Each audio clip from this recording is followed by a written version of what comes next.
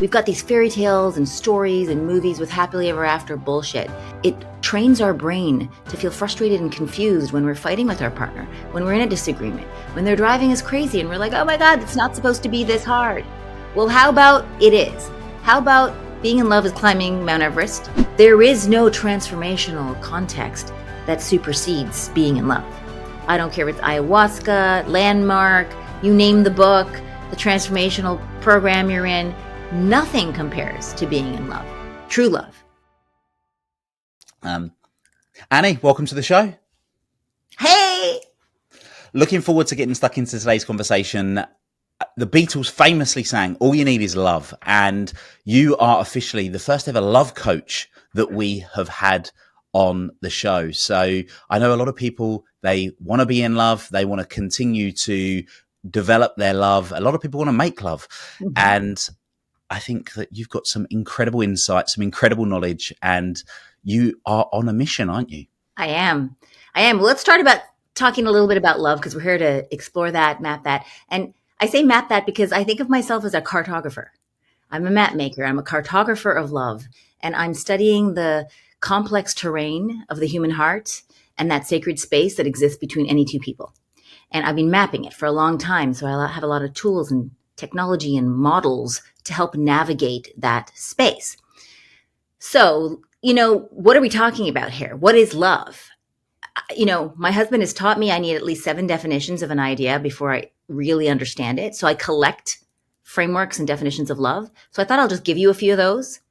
One of my favorite quotes is by a gentleman called John Perry Barlow. And he said, the difference between love and true love is the difference between a very large number and infinity. So what I'm mapping is that movement from a lot to infinite. I'll do whatever it takes. I'm in forever. It's that ability to tap into the eternal in the moment that is available in love. And so that's what's drawn me into this subject. I also think of love as being a trampoline for someone's dreams and a sanctuary for their soul. Wow. Right? When you find that safe space to take refuge and you find someone who fiercely stands for your greatness and you accomplishing your potential, where else are you going to go? That's it, right? They're your portal to your greatness. You don't fall in love with another person. You actually fall in love with who you get to be around them, through them, in the relationship. You fall in love with the opportunity to actualize your potential. So I see love as a transformational crucible, a spiritual dojo, a context where you are called into your highest self.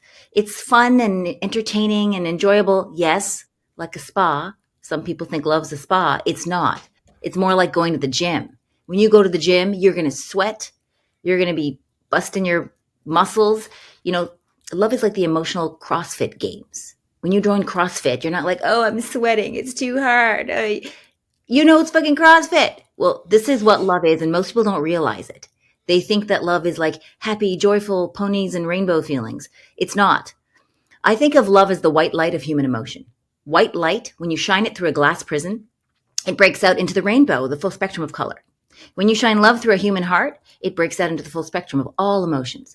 Ecstasy, joy, excitement, envy, jealousy, shame, fear, despair, hopelessness, the full spectrum. So when you say I love you to someone, what you're saying really is I'm willing to feel the full spectrum of my feelings. I'm willing to feel my full joy. I'm willing to feel my shame, my jealousy, my anger, even my despair without projecting it on you, making you responsible, or needing you to fix it. It also means I am willing to let you, partner, have your feelings without trying to rescue, fix, or change them. You're sad? I'm going to confer dignity to your sadness. I don't need to change it. I don't need to fix it just to make myself feel better. So it's a willingness to allow maximal aliveness in yourself and in your partner. And I say aliveness because the opposite of dead is not happy. It's alive. And that's what love offers you. If you want happiness, you get happiness in love, but it's not all happiness because it's a complex spiritual dojo. So it has all the feelings. And so I want people to realize that, and this is part of my mission, I want to change the source code on how true love is seen in our culture. We've got these fairy tales and stories and movies with happily ever after bullshit. And it trains our brain to feel frustrated and confused when we're fighting with our partner, when we're in a disagreement, when they're driving us crazy and we're like, oh my God, it's not supposed to be this hard. Well, how about it is? How about being in love is climbing Mount Everest and you need training and a Sherpa and a whole lot of gear and you need support.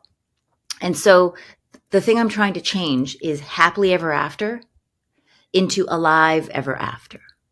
You see, if you know in the middle of the moment where you're frustrated with your partner in the kitchen and you're crying in the bathroom or whatever's going on for you, instead of going, I want to be in love, not this. How about this, you crying on a Wednesday afternoon or being frustrated in the kitchen? This is what love is. This is what love looks like. It's not some other fancy fairy tale thing.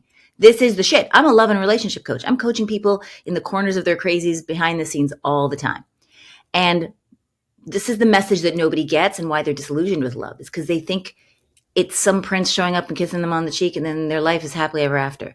And we get bored by that. Nobody wants a Care Bear movie where everyone's jumping around happy. Shit has to go wrong. Things have to have a problem and then a hero has to fix it. Our life is a hero's journey. Your romance is a hero's journey. And if you're single, finding your access to the version of yourself that is available for love, that is dockable to a future relationship is a hero's journey. And I help couples who are who are having recurrent conflict and want to transmute that into intimacy. But I also help singles who are done with dating and ready to actually find their soulmate. Those are my two favorite places to help people around love. And that's where I've collected my maps. So one of my specialties is conflict resolution. Like, what is conflict? How do we get through a drama? And we can dive into that if you want, but I thought I'll just pause there. That's my world. Yeah, we absolutely will do. And I love what you said, because I think of optimal growth, in business, in your health, in anything, is optimal growth is at the border of support and challenge. Yes. And if you only get support, then you get bored. It's easy. It's too easy. If you only ever get challenge, then you get resentful or you had enough or whatever. So what I'm hearing is it's like this dance between both, and people are caught up in the fantasy that they've got this one-sided way of how it should, quote unquote, be. And that's actually at the root cause of all of their frustrations. If they didn't think that it was supposed to be like that, then they wouldn't be as annoyed or frustrated or angry or whatever else. Yeah, no one's climbing Everest going, shit, this is cold. There's a lot of work. No one's in a CrossFit games planning because they know what they're getting into. And so I want to shift cultural understanding around this. Now, you said it's support and challenge. One of the reasons why we have this ancient primordial assumption and entitlement to, you're just supposed to fill my needs and wants. Why are you not doing the thing that would make me feel happy and safe right now? Is because when you're young, you bond to an attachment figure, usually your parents or your caregivers. And that becomes your attachment imprint. And that attachment imprint has glory and ghastly, right? It has things that are really supportive and things where the parents drop the ball. And your attachment imprint becomes the blueprint for finding a mate. So whether you're dating someone or you're in love, that partner, romantic partner that you have, is coded by your nervous system as your attachment figure, whether you think of them that way or not. And so all your patterns from your original attachment figure port right over to your romantic partner. So your eyes and your consciousness thinks this is my partner, but your nervous system is going, this is the person who's supposed to rescue me, soothe me, and make me feel safe and happy and all my needs met. So from the child mind inside every human, it totally makes sense that they're like, hey, you're supposed to love me. And in particular, you're supposed to love me in the exact way that I didn't get loved as a child, but wanted. You see that imprint, that attachment imprint that governs the blueprint of mate choice? It calls you into being attracted to people who replicate a particular brand of heartbreak that is nostalgic and reminiscent and familiar from your childhood. So we are shopping through the world and we think, oh, I'm looking for someone good looking, intelligent, funny. Yes, you're looking for someone who also replicates that heartbreak that you had as a child so that you can slot them in to play the scene, the love scene out, where at the end of this love scene, you get the yummy feeling you never got the original time with your parents. So we actually, by design, pick someone who triggers our heart hurting and our needs not getting met for a variety of reasons. One of which is we have to learn how to train a partner, how to love us, and who we have to become to inspire and enroll our partner into loving us that way is our next level self, is our next development. and it won't happen otherwise. So you get better, your partner gets better. You get better, your partner gets better, and it ratchets up. And so that's what I mean by it's a developmental crucible. Even your partner's crazies, the things that drive you the most nuts, are custom crafted by the universe and by your design to trigger you and carve you into a greater version of yourself. So I want to dive into that because so I work with a lot of people. They're investing in my services, my programs, for example, where they want to become a better version of themselves. They're committed. They're attending masterminds. They're going to events. They're growing. They're developing. But their partner has got absolutely no interest in quote unquote personal development. So one of the partners feels that they're growing, but then they perceive that the other person isn't growing.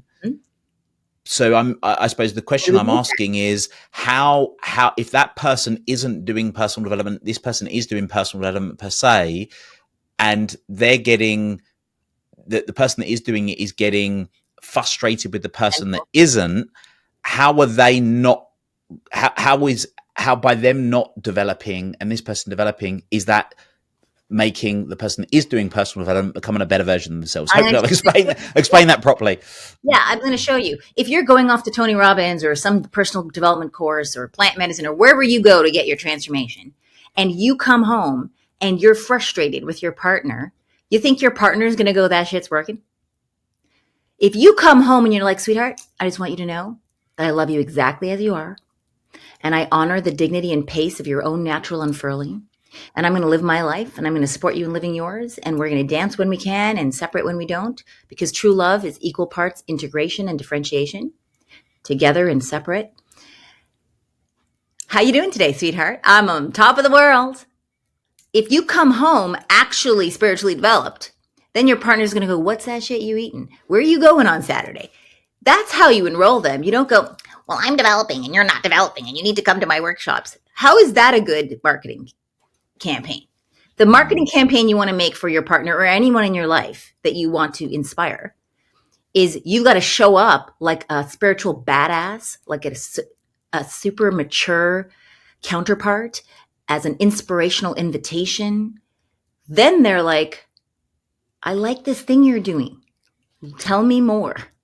Yeah, you have to be a walking ambassador for the change. If you're frustrated and grumbly and criticizing your partner, all they think is that shit ain't working because you ain't coming back better. And they're right. So that's one piece. And the other piece, I don't believe anyone's not developing. Everybody's developing. We're like animals and plants. We grow. You can't not grow. Try cutting your fingernails. They're going to keep growing. So you're always developing. It's just we have different paces at different times in our life and in different contexts. My husband decided to learn how to cook, and he's trying to make his own curry powder and, cooking herbs. And I'm not interested in cooking. I don't think I'm going to learn to really cook in this lifetime. Who knows? And I'm learning to do sales right now. I'm saying yes to every sales call I can. My husband's like, I don't really want to do sales. I'll just do marketing from the stage. And so we're in different phases and different development paths. And to love someone, to say I love you, is actually to say, I love you exactly as you are. You don't even need to change. If you never changed, I'd still love you. And I'm standing fiercely for you graduating and cultivating the highest alignment between your behavior and your values. I'm a fierce stand that you actualize your potential, but not, I love that future potential version of you better than this broken, imperfect, fallible one. Because then you set up envy between the person's current self and their future imagined fantasy self.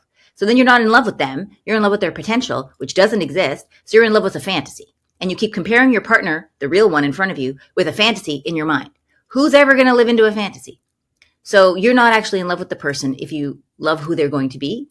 And so I secretly ask all my singles, I say, okay, tell me the truth. If this person never changed, the one they're dating, if they never changed at all, are they still the most inspiring, amazing human you ever met? I won't tell them. And if they don't say yes, then they don't love this person. And I have to let them see that. And here's the thing. When someone feels loved exactly as they are, imperfect, broken, wounded, that loving as they are is what gives them the wit and the wherewithal and the chutzpah to actually climb the Mount Everest, to actualize to their potential. If someone's making you wrong for where you are, you're disempowered. You don't have the ability to then move into your next level self. So counterintuitively, when you love someone exactly as they are, it actually funds their empowerment. Now, there's two facets of love. There's I love you exactly as you are. You don't need to change. That's mother unconditional love. And then there's the father love.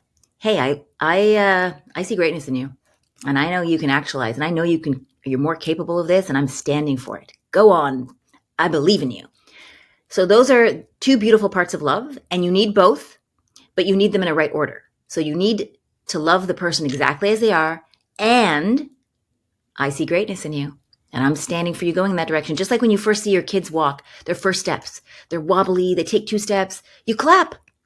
You love their steps exactly as they are in their development currently, and you're holding in your vision in your mind, oh, they're going to run someday. They're going to walk with graceful cadence. You can hold that future vision and love them exactly as they are. And so when someone feels that, their developmental potential opens up and they start to actualize. Now, who you have to be to love someone exactly as they are and see their greatness without making them wrong is a whole other spiritual level of your own development. It's very hard to do that for someone else if you don't do it for yourself. If you don't love this imperfect, wriggling set of isms and have a vision for yourself that you're living into, it's very hard to hold that for someone else. So it forces development on both sides. You can't give what you don't have. Yeah, and that last part that you've just said there, I see it so often in that people have got to love themselves first, right? And that's what you're talking about, is however they are today, still holding the future vision for themselves. So absolutely fascinating. You can't love someone more than you respect and love yourself. There's an upper limit. It's like an internal embargo. And if you don't love your anger, you won't be able to tolerate the other person's anger. My husband was like Mr. Angry when I met him, like compared to me. I was like, I'm Mrs. Anxious. And I couldn't handle his anger until I started cultivating my relationship to my own. As I started to dignify and honor my anger and express my needs and boundaries, his anger became tolerable to me and I could dance in it. And he couldn't handle my fear or anxiety until he started to get in contact with his. So there's upper limits on what we tolerate in other people based on what we've accepted in ourselves. And remember, I love you starts with I. So you can't do love you until you get a very strong sense of self and I-hood, which is what I have to cultivate in some of my clients, is a strong sense of self so that their needs and wants are dignified. And in some people, I actually need to cultivate, they have a very strong sense of self, but I need to help them cultivate a strong sense of other. Some people empathize with their own needs natively, but struggle with attuning to others. Some people attune to others compulsively, like an empath, but they're struggling to empathize with their own needs. And you need to cultivate savvy in both of these domains in order to be successful in relationships. Yeah. Fascinating, absolutely fascinating. I'm going to say at this point, how does this come about? Like, being a love coach, you're clearly incredible at what you do. I mean, we're 10 minutes in, and the knowledge that you've dropped already and the insights are phenomenal. You've got this super powerful North Star, or you call it mission. How did that come about? Well, I have been doing my Dharma and my mission since I was in public school.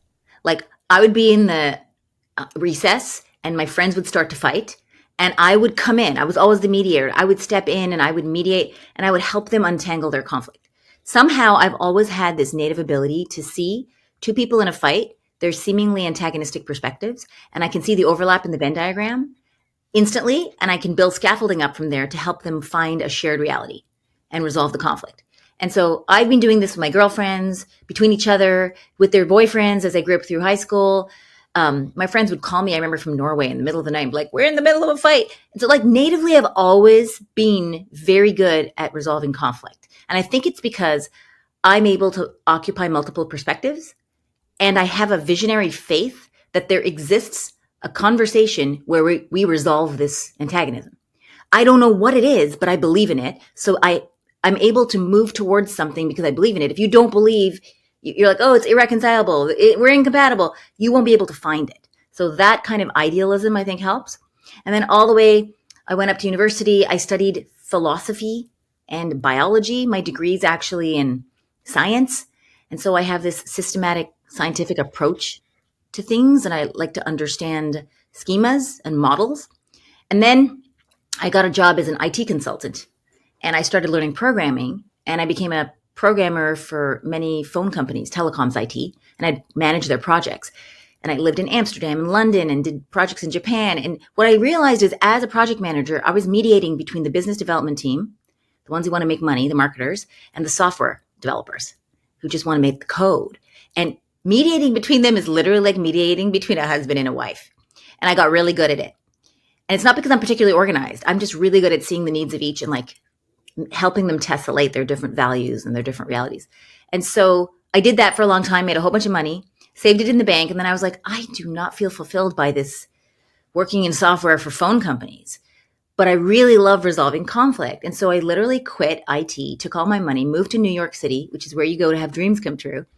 And I started like an online magazine. And then I started doing coaching, relationship coaching. I had a friend who was a weight loss coach, and she was like, you know what? You're the best love coach I've ever met. When they lose weight with me, I'm going to send them to you to get a relationship. So I started getting my first clients.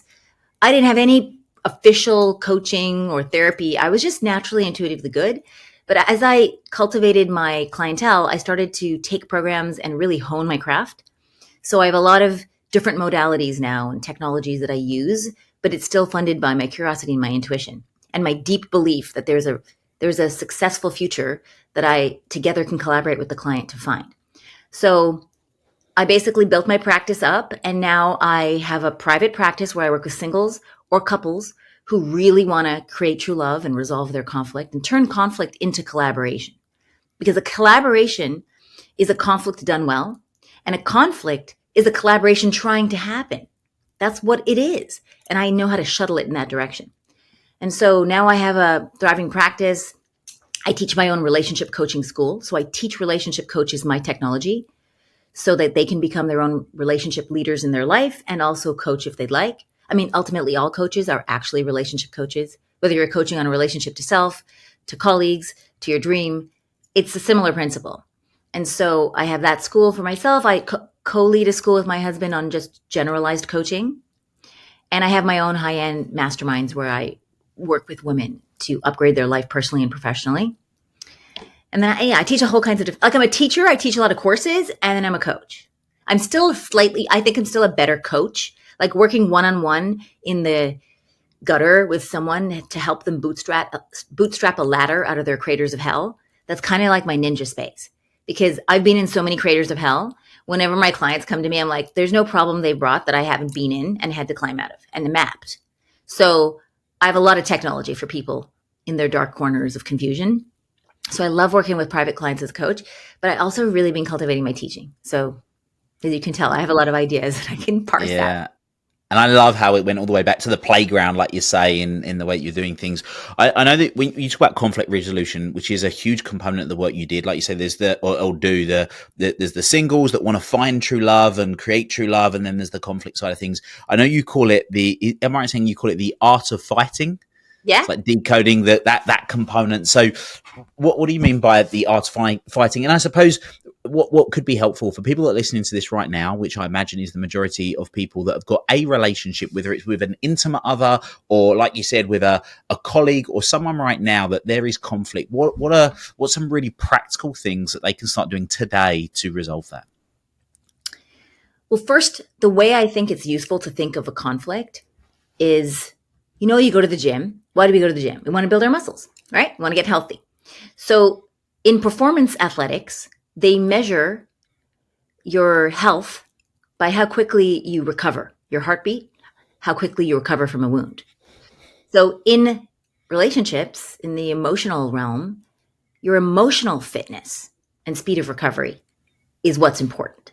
So that's one of the main things that I'm always teaching is how to recover from being scared, anxious, angry, frustrated, dysregulated in your nervous system as soon as possible. That's the underlying principle to all conflict resolution, but we'll come back to that in a second. So you're in a conflict with someone, and I was going to say about the gym. Let me just finish that metaphor. When you go to the gym, you rip your muscles with every barbell and lift and rep, and it grows back stronger the next time. So I want you to see a conflict as not a problem, or, it's this confusion, a frustrating thing. It's the relationship muscle is ripping to grow back stronger. Every conflict can be catalyzed into a transformational upgrade in understanding between you and the other person. So when I get in a fight with my husband, which happens for sure. When I get in a fight, after I have couple moments of grumble, I go, okay, Annie, what would have to happen so that this fight is something you're grateful for? Like what benefit, what ROI would I have to get so that this was fucking worth the suffering? And then I start conspiring in my mind. And then how would I lead that future that I just made up? How can I turn this shit around? Because sometimes I'm like angry and we're not talking to each other and we're avoiding each other in the kitchen. And then I'm like, all right, what would you have to do? And then whatever I'd have to do to create that future where we're both happy that the fight happened and in fact, we understand each other better, whatever I have to do is usually some developmental upgrade in my own being, some courageous act, some vulnerable expression, some new foray into open-hearted, undefended love. And so that's one frame. I also think of a fight as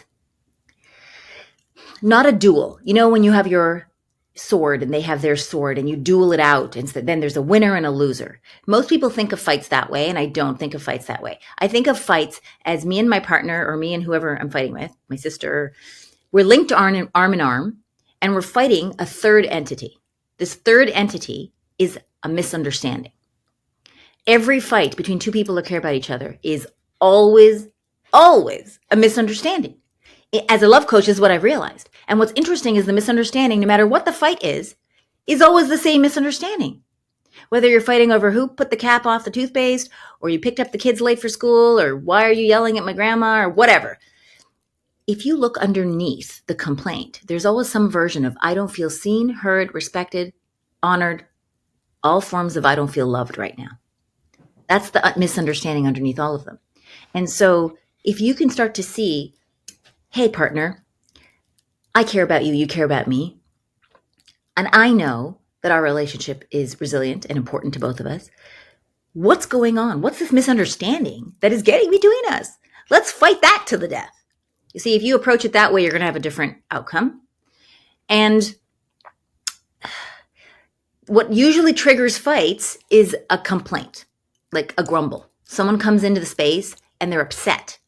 It can be other things, but complaints or criticisms are invitations to another person's greatness. But we don't often express our complaints that way. We'll say, why didn't you remember to bring the almond milk? Or how come you didn't put the clothes in the dryer? We whine, we say we complain about what we don't want, and we smuggle shame, blame, and make wrong onto our criticism, our feedback. So feedback, if it has shame, blame, and make wrong smeared around it, becomes an attack. And I call that the WTF stance. What the fuck? So even if you don't say what the fuck, your energetic is like shame, blame, what the fuck, eye rolly, frustrated, exasperated. And my suggestion is to take all your WTF frames and transmute them into what I call MLK frames. MLK stands for Martin Luther King. And if there was ever a person in the world that deserved to be what the fuck, it was him. But he didn't. He said, I have a dream. And he inspired an entire nation to upgrade the way they thought about reality with an inspirational invitation to their greatness. And if he could do it, we can do it. So if we're frustrated about something, all you have to do is go, how could I say this in a way that conserves their self-esteem and dignity and inspires them towards behavior that is more aligned with their values? Because people don't do things for your reasons, they do it for their reasons. So you have to find their values and where there's a gap between their values and their behavior, right? Whenever there's a gap between values and behavior, that governs your self-esteem. The wider the gap, the lower the self-esteem. The smaller the gap, the higher your self-esteem. And your job is to support and guide your partner into higher and higher levels of self-esteem. And so how can I invite my husband to do something for reasons that would be inspiring to him? Now I have to think about that. It's a marketing campaign. I have to make a landing page and split test a whole bunch of things. And if it's not working, what you're doing, and it's not getting a behavior change, you need to try a different marketing campaign. So when you're frustrated about something in your partner, you have a choice. You can either grumble about it and project your frustration and upset onto them, which may work for a short period of time and they'll do the thing you want out of fear, but they'll eventually go back to their old behavior. So there's grumbling your frustration onto them, or there's getting a long-lasting behavior change. You never get both. So at some point when you're done grumbling and you're like, this shit ain't working, Then I can show you what to actually do to inspire a long-term sustained change in their behavior that actually works. And in order to get this, you need to transmute your WTFs into MLKs. You need to take the teaching stance and assume that it's not like they know how to do the thing you want. The thing you want is probably like quitting smoking to them. It's like that hard. For you, it's easy because you have a PhD in certain areas and your partner's like in kindergarten in other areas. And you falsely assume that they should be as developed as you. If I ask my husband to pack a suitcase, it's a shit show. Like he doesn't even know how to fold things. Like I'm just like aghast. He's literally in kindergarten. There's a million places that I'm kindergarten in and he's PhD. So you've got to understand that your partner is usually towering in prowess in an area that you're not developed in. And so you need them to take teacher stance. Like, hey, let me show you how to pack a suitcase. You put the heavy things in at the bottom. I have to teach, not assume that they should know it. If they're not doing it, it's because they don't know how to do it. And so conflict is usually sourced from complaints. So if you can change your complaints into inspirational invitations to your partner's greatness, boom, that's one move. Now, if you're getting complained at, your job, oh, by the way, if you're complaining, if you're getting complained at, your job is to go, my partner is somehow standing for my greatness and my development, but I can't see how because all I can see is grumbles right now. So you can ask them. And that's the misunderstanding you're talking about, right? That's the, yeah. And so you can ask, what is the commitment to my greatness that is funding your frustration? Can you phrase it that way? What is the beautiful future that you see me where I'm living into my values even more? Sell it to me because I want to see the vision you see. So you're forcing them into an inspirational conversation. And your job as the receiver of a complaint is to listen underneath their grumbles, because they might not have turned it into MLK, to the commitment behind the complaint. What are they committed to? And you can ask them, or sometimes you can just see it. And sometimes you can just say, hey, I can see that you're very upset and your feelings matter to me and I want to understand this. What is the upgrade that you see for me and for the system? I'm interested. And your job is to look for the golden nugget inside all their grumble. Because it's going to be grumble, grumble, grumble, genius golden nugget that will upgrade my psyche forever. Grumble, grumble, grumble. And so you have to hunt around for the golden nugget inside all their frustrations, which is mostly repressed stuff from childhood. But you can't go and find that golden nugget of truth until you've gotten regulated and remembered your own magnificence. Like if you're in Loserville, oh, my partner doesn't like me, I'm a bad person. You can't find the golden nugget because you're already in Loserville. You need to be remembering that you're like a masterpiece. You're a magnum opus. You're the most extraordinary person they've ever met. That's why they're with you. And they're just trying to polish the Mona Lisa. You're already perfect. But they're just offering an iterative upgrade that could probably improve your life if you took it on. And then you want to ask yourself, is this thing my partner is asking me to do, be on time, pick up the kids, not yell at the kids, whatever my partner is asking me to do, what your job is to go, if I took that on, would it make me a more extraordinary version of myself to me? And if the answer is yes, then your partner is doing their job. You hired them to be your teacher. You hired them to be your transformational crucible to actualize to your next level of consciousness. So yes, can you ask them to upgrade their bedside manner and how they communicate? You can, absolutely. Train that in them. And your job is to look for where's the hidden golden nugget of upgrade that lives inside their frustration. The metaphor I have for this is Michelangelo. He carved David out of the marble, and he said he saw David inside the marble, and he just carved away everything that wasn't David. When you fall in love, you hire your favorite Michelangelo, and they're there to carve away everything that is not you. Your defense mechanisms from childhood, your wound-driven strategies, your myopias, your patterns that are not your essence. They fall in love with your essence, and they're trying to scrape off everything that is not you, like barnacles off a ship. So you have to surrender yourself to a partner that you choose wisely to carve into you, but they're not carving you to change you. They're carving away everything that is not you, all the places you go unconscious into pattern, and they want to emancipate the true essence of your masterpiece, magnum opus self, into the light. And so you have to surrender into their carving, and you have to carve your partner into their greatness by helping them see, by being a sacred mirror for all the places that they go unconscious. That's a beautiful, beautiful analogy there. You said about closing gaps. What about maximizing freedom and minimizing shame in terms of closing things and expanding things? Yes. How does that play into it? When you fall in love, remember I said earlier, you fall in love with the best trampoline for your dreams and the best sanctuary for your heart. That's never settle for anything less than that. And it doesn't mean every single moment my husband's a trampoline or a sanctuary. Many times he's not. He's triggered, he's not available. But more often than not, he does trampoline and sanctuary for me than anybody else in the world. That's why I'm with him. And so 51% rounds up to 100. So it can go as low as that. Freedom, I mean, I think a lot of people think freedom is I can just do whatever I want anytime I want. And that's actually not empowering. Okay, if someone says paint a picture, the canvas is infinite.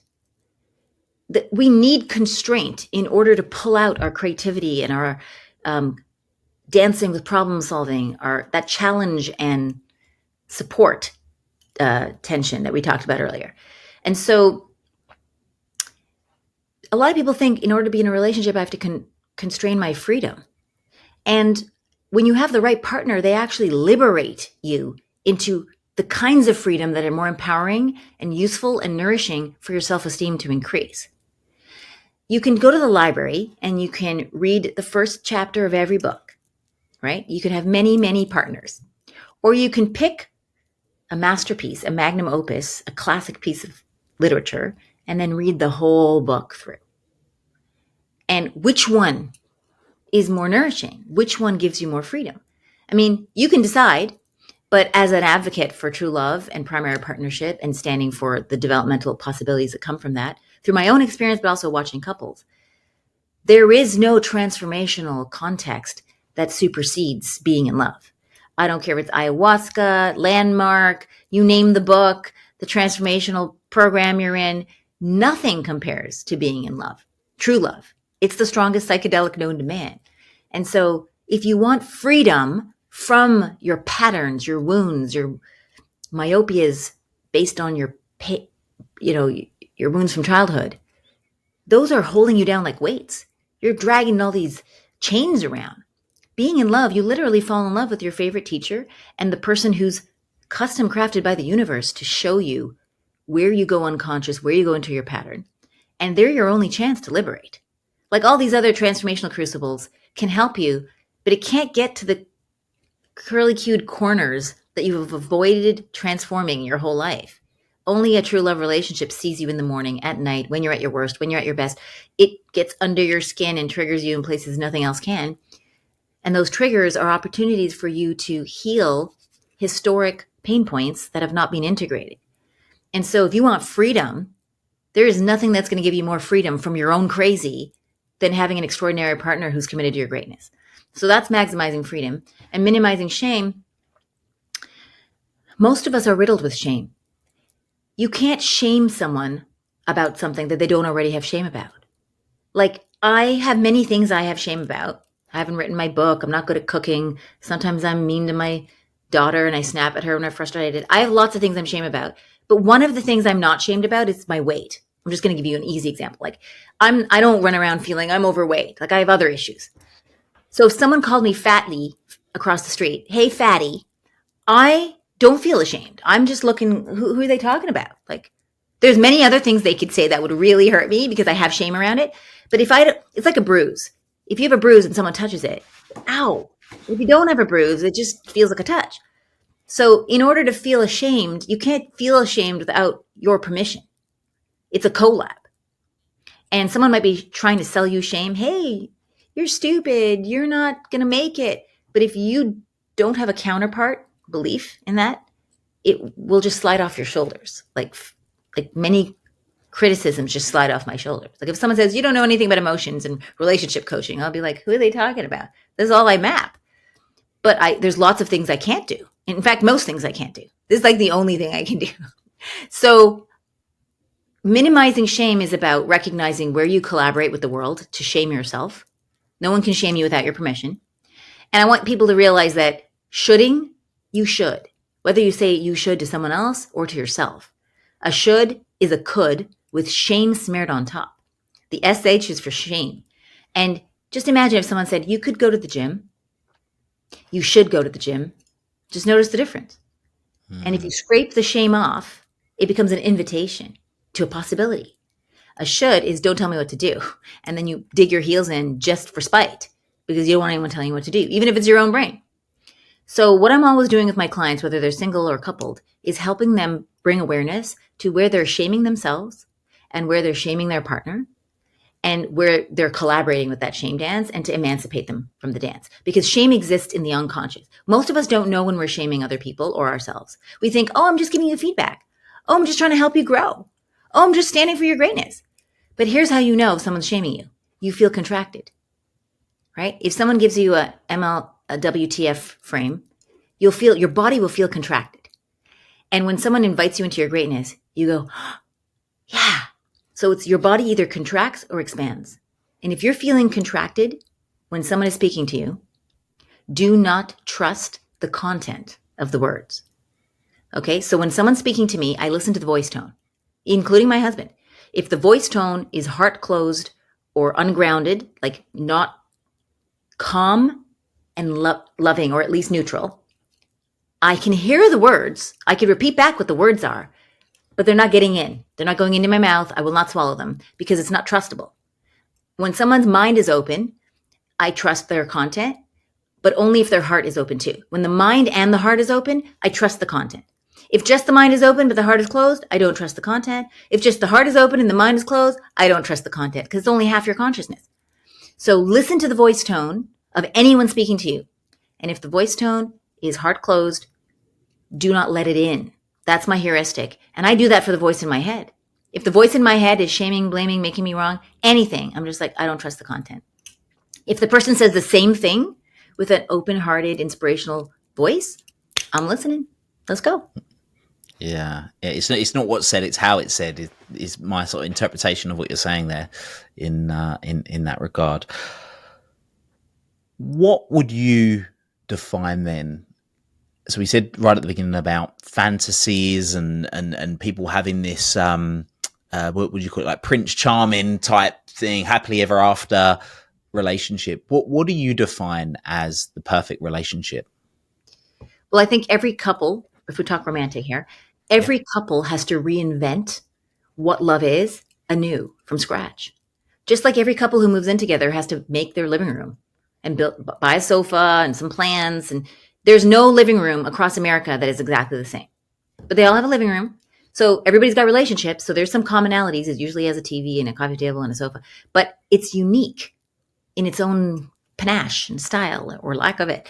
And so when you realize that, oh, I have to create this from scratch with my partner and there's no rule book, there's no book to go look, how do I make my living room? I mean, you could look at the IKEA magazine or something, but if you actually want to create something that is unique and custom crafted to your dance, you're engaging in a collaborative creation act. And I almost think of a relationship as a child that you're co-parenting. Okay. It's like a living, breathing entity. I actually, as a love coach, I see the relationship as my client, not the two people with the two heads sticking out. I'm here to serve the relationship. And if either person does anything to undermine its health, I will lovingly reflect that to them. And a relationship is, in my opinion, a living, breathing entity that has needs and wants. I mean, when my husband and I have to make a decision, it's what I want, what he wants, and what would serve the relationship. And whatever serves the relationship healthily, long-term, usually upgrades both partners. So it's a good way to find a transcendent solution to and seemingly antagonistic narratives. But you asked about fantasy. What was I talking about? I'm trying to remember now. Well, no, I think you've said it there, and I think I've never ever thought of it like that. Is that seeing the relationship as an entity? So yes, you've got person A and person B, but what's best for the relationship and seeing it through that lens is definitely a different perspective for sure. I mean, think about it. If a parent had to figure out how best to parent their child and they had to collaborate on it, the best thing to do for the child is probably the best thing for the parents. Increase in self-esteem, feeling of pride, not having shame and guilt. Like usually what's best for the child upgrades the parents, especially if it's a young child. And so it's just a good heuristic. And I think if more people realized that when you fall in love, you actually shift your identity from I to the us. And some people have to shift their identity from the us to the I.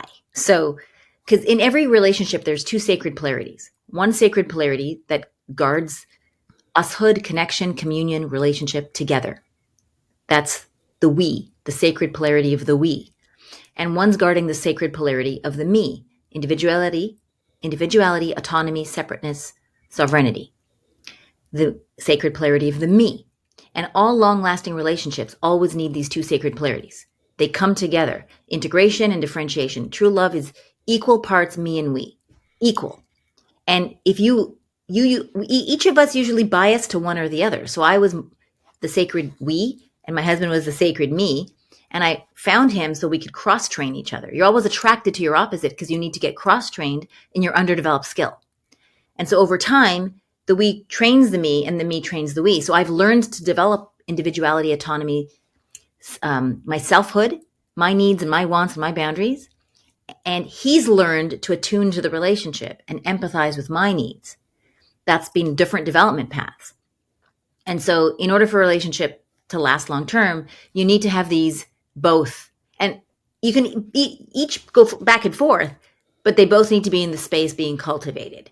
And so I think letting go of the fantasy that love is supposed to look a certain way in a movie or a fairy tale or even like your parents. You have to build your love from first principles.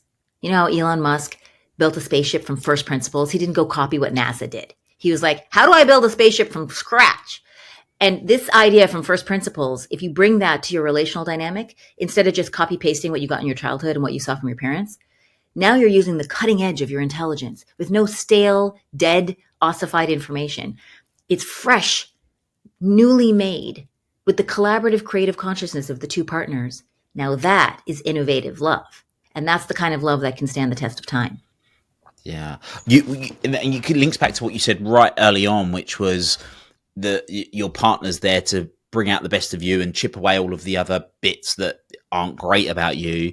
And you saying that they're about first principles is, I suppose, and this is where awareness and consciousness comes into it, is lots of us are running the pattern of a relationship subconsciously of just our parents' relationship, because that's what we saw first. And things like that. So it's exactly. So it's, yeah. So running that and being able to change that.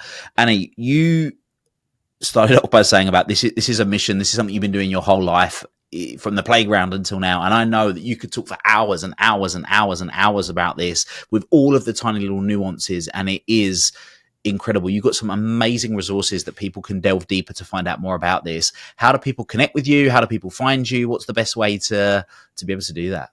Yeah, well, you can check out my website. It has all kinds of free resources. It's AnnieLalla.com, ANNIELALLA. So double N in Annie, double L in Lalla.